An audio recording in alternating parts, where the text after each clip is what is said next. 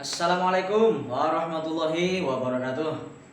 Teman-temanku semua, pecinta ikan nila, ikan gurame, ikan lele, dan semua jenis ikan. Kembali lagi dengan saya di channel Soleh Farhan 879. Mudah-mudahan teman-teman semuanya sehat walafiat, sukses selalu, dan bahagia selalu. Teman-temanku semua, pecinta ikan nila, hari ini saya akan bercerita perjalanan hidup saya di perikanan, karena banyak yang tanya di inbox maupun di grup ya. Jadi kisah kenapa kok saya jadi seneng sama ikan nila, jadi seperti itu teman-teman. Jadi perlu saya sampaikan dulu pada teman-teman semuanya, sebetulnya saya ini bukan asli Pekanbaru ya, namun sekarang saya KTP-nya Pekanbaru. Jadi saya asli itu orang Apak, yaitu orang Kebumen, orang Jawa Tengah, Kebumen, Kabupaten Kebumen. Nah, dulu sebetulnya saya itu bukan di nila, yang saya pelihara itu bukan nila. Kurang lebih tahun 2003 ya, 2002 atau 2003 itu ada penyuluhan di desa kami, yaitu tentang bagaimana memelihara ikan saat itu, yaitu ikan lele. Kebetulan di rumah saya itu pernah dijadikan tempat untuk berkumpul bakal kelompok tani ikan, tapi saat itu yang dipelihara itu lele. Nah, dari situlah saya mulai tertarik karena banyak tetangga-tetangga itu yang memelihara ikan, tapi kebanyakan lele. Jadi disitulah saya mulai belajar, cara membuat pelet situ diajarkan, cara kemudian membuat kolam terpal diajarkan, cara mengganti air diajarkan. Nah, saya melihat, akhirnya saya ikut-ikutan juga. Nah, di tahun-tahun setelahnya saya tidak memelihara, hanya sering melihat punya tetangga, bahkan saudara juga itu ada banyak yang memelihara, bahkan tidak hanya memelihara, tapi mereka menetaskan persis di depan rumah itu ada penetasan ikan lele yang cukup lumayan besar lah, karena sudah sampai keluar desa, luar kecamatan yang ngambil. Jadi seperti itu ya teman-teman. Nah, berjalannya waktu saya itu masuk di pesantren lah, kira-kira seperti itu. Di pesantren saya itu dipasrai pelihara ikan. Jadi begitu teman-teman. Di situ ada ikan emas, ada ikan bawal, ada kemudian apa namanya? Lobster, patin, dan seterusnya. Di situ tambah mengetahui lagi, karena seolah-olah terpaksa tapi malah justru menjadi penambahan ilmu, penambahan pengetahuan. Jadi itu kira-kira di tahun 2007 ya, di tahun 2007 saya di pondok di pesantren itu memelihara ikan. Bahkan saat guru kami itu memelihara berbudidaya di Jogja, saya juga dipasrai beberapa orang untuk beberapa kali ke Jogja meninjau kolam yang ada di Jogja. Saat itu ya, tidak perlu saya sampaikan tempatnya. Juga di beberapa tempat-tempat di desa-desa yang mana ikan itu milik guru kami, dipelihara di tempat-tempat di desa-desa lain. Nah, saya beberapa kali meninjau. Dan saya juga dipasrai oleh guru untuk memelihara ikan bawal saat itu di rumah saya. Nah, jadi saya tambah belajar lagi. Nah, ringkas cerita, kemudian saya pindah ke Pekanbaru. Di Pekanbaru saya merasa masih kurang kegiatan saya, maka saya kembali menyalurkan hobi saya, yaitu memelihara ikan. Pertama itu saya lele.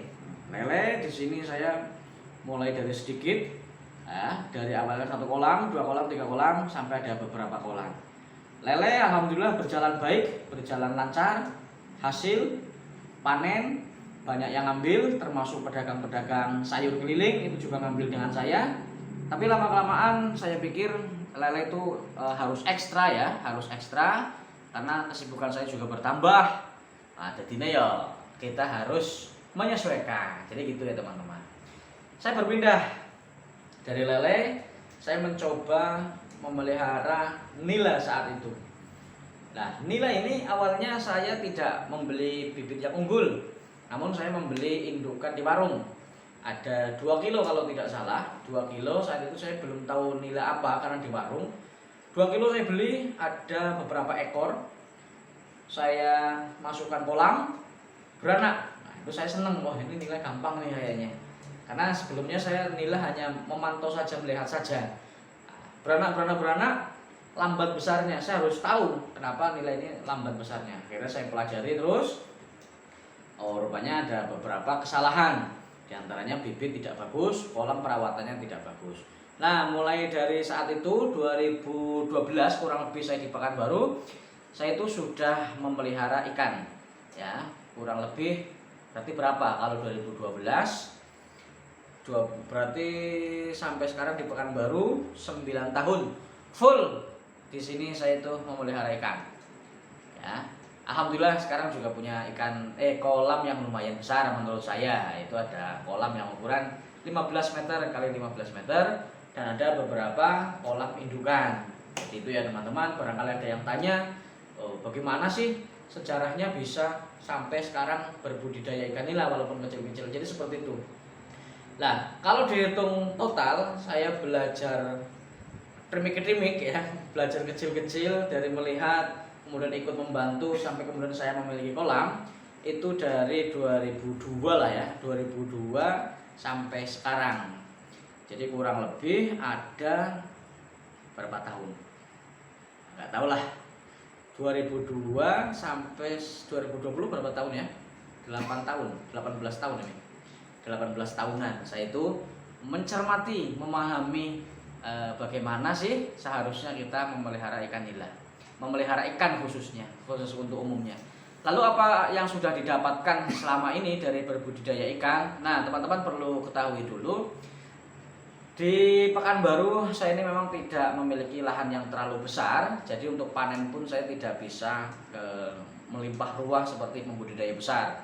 Hanya saja saya tidak pernah kekurangan ikan, jadinya minimal seperti itu.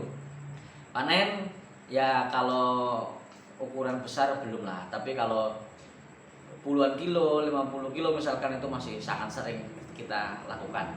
Minimal kita mancing punya sendiri, bakar punya sendiri, masak punya sendiri, tidak perlu repot-repot gitu teman-teman.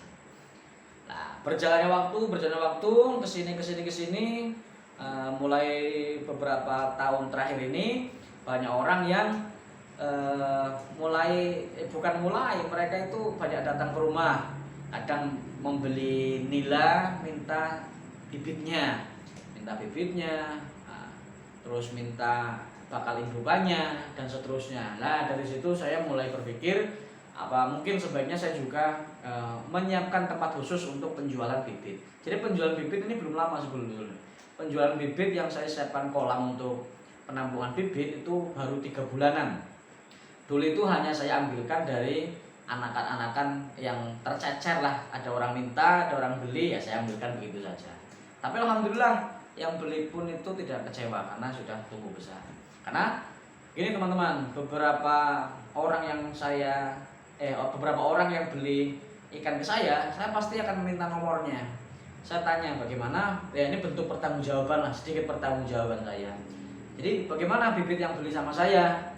Nah, ceritanya ya bagus, besar. Kemarin 2 hari ini saya tengok bibit yang dari sini sudah segini-segini ya. Alhamdulillah, berarti tidak terlalu buruk bibit itu. Padahal saat itu bibitnya itu tidak terlalu khusus disiapkan untuk bibit pembesaran gitu teman-teman.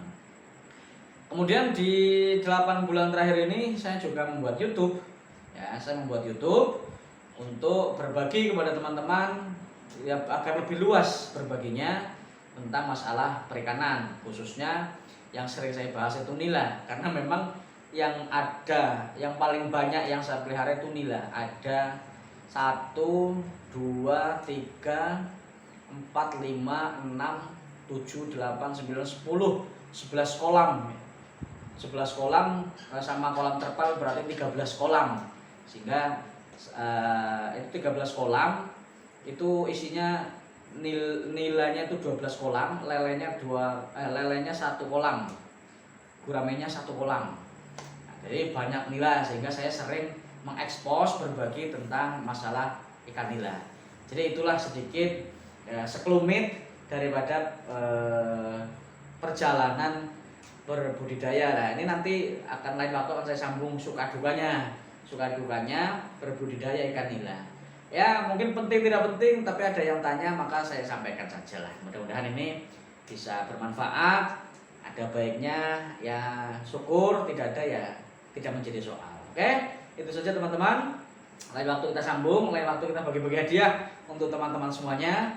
Yang saya harapkan teman-teman itu tidak rugi menonton video saja dan tidak kecewa menonton video saya.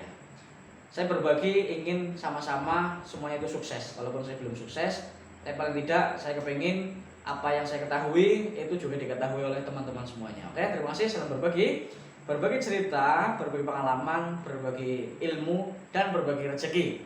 Salam sukses. Assalamualaikum warahmatullahi wabarakatuh.